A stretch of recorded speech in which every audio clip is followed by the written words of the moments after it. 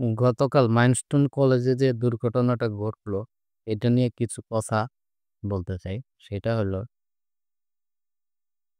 বাংলাদেশের একটা ঐতিহ্য আছে। কোনো কারণে অনেক মানুষ একসাথে মারা গেলে লাশ গুম করে।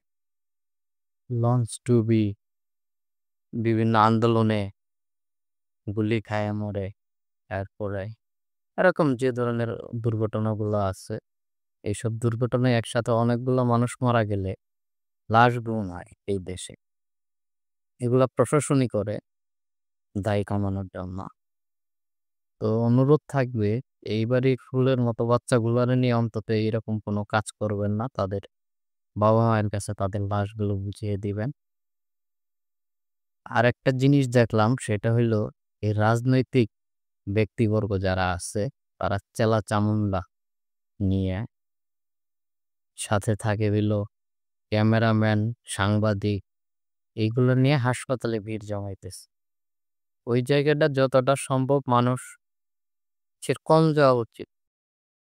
যেন এখানে যে নার্স চিকিৎসকরা আছে তাদের কোনো রকম অসুবিধা না হয়।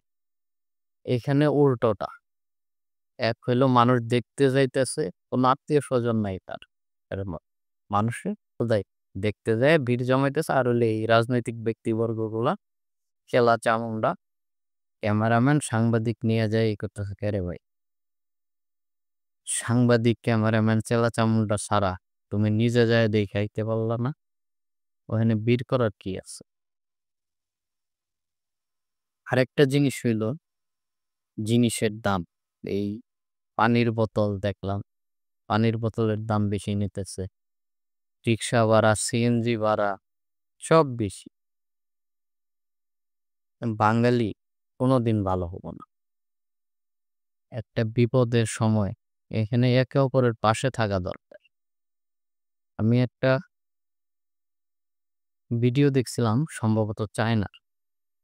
তো ওই ভিডিওতে এক বৃদ্ধ দম্পতি তাদের একটা ছোট দোকান ছিল। দোকানে দিয়েই তাদের জীবন চলতো।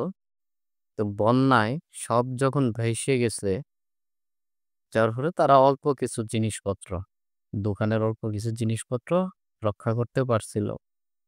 তো বন্যায় যখন চারিদিকে পানি, মানুষ না খেয়ে মরতেছে, তখন তারা পাহাড়ের একটা উঁচু জায়গায় এই জিনিসগুলা নিয়ে দাঁড়ায় এবং যে মানুষগুলা উ বাঁচার জন্য এদিক ওদিক ছুটাছুটি করতেছিল, তাদের জিনিসগুলা দেয় এবং বলে, "বাইচা থাকলে দিও, টাকা দিও, টাকার দরকার নাই। তুমি জিনিসগুলা নিয়ে জীবন রক্ষা করো।" আর বাঙালি সুযোগ পাইলেই জিনিসের দাম বাড়াইতে। এই যে বন্যার মধ্যে দেখলাম মোমবাতির দাম বেশি, চিঁড়ামুড়ির দাম বেশি। এখন এই মাইলস্টোনের ঘটনায় পানির দাম ১ লিটার পানি নাকি ৳৩০০ নিছে। অথচ ১ লিটার পানির দাম ৳৪০ সম্ভবত। সিএনজি ভাড়া বেশি। তো এই মানুষগুলা যারা এখন নিতেছে, দাম বেশি নিতেছে, ভাড়া বেশি নিতেছে, ভবিষ্যতে কোনো না কোনো বিপদে এই লোকগুলাও তো পড়তে পারে বা এই লোকগুলার আত্মীয়-স্বজনও তো পড়তে পারে।